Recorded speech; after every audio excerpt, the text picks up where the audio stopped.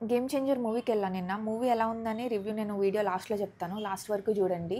And movie అయిపోయాక కొంచెం headache అనిపించింది. నేను నిద్ర లేకుండా వెళ్ళాను మూవీకి. కృతింగ రెస్టారెంట్‌లో నేను లాస్ట్ టైమ్ వెళ్ళినప్పుడు నాకు ఫుడ్ బా నచ్చింది. అందుకే మళ్ళీ అక్కడికే వెళ్ళాను. హలో! ఇప్పుడే గేమ్ చేంజర్ మూవీకెళ్ళేసొచ్చాను. తలనొప్పొస్తుంది.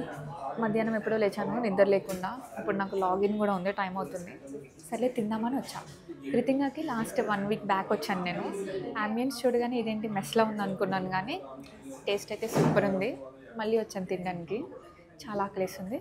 ఫస్ట్ తినేసి తర్వాత మూవీ రివ్యూ గురించి మాట్లాడుకుందాం. నేను ఆఫీస్‌కెళ్ళాక రివ్యూ వీడియో చేస్తాను. నా ఛానల్ ఎవరైనా కొత్తగా చూస్తుంటే ప్రీవియస్ వీడియోస్ ఒకసారి చూడండి. మీకు నచ్చితే నా ఛానల్ సబ్స్క్రైబ్ చేసుకోండి.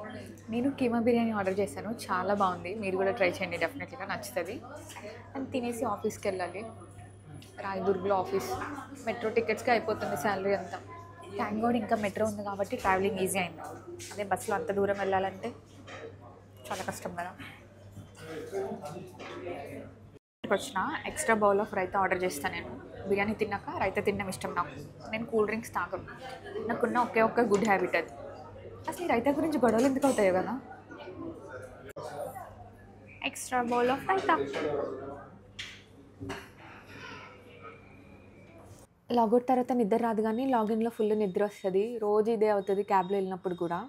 తిన్నాక మెట్రోలో స్టార్ట్ అయిపోయాను నేను. సంక్రాంతి ఎఫెక్ట్ అనుకుంటా, అసలు ఎక్కువ జనాలే లేరు. మెట్రో కూడా మొత్తం ఖాళీగా ఉంది.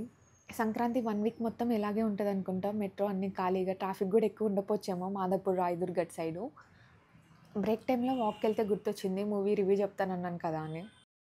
గేమ్ చేంజర్ మూవీ రివ్యూ చెప్తా అన్నాను కదా నేను. నాకు ఓవరాల్గా అయితే మూవీ యావరేజ్ అనిపించింది.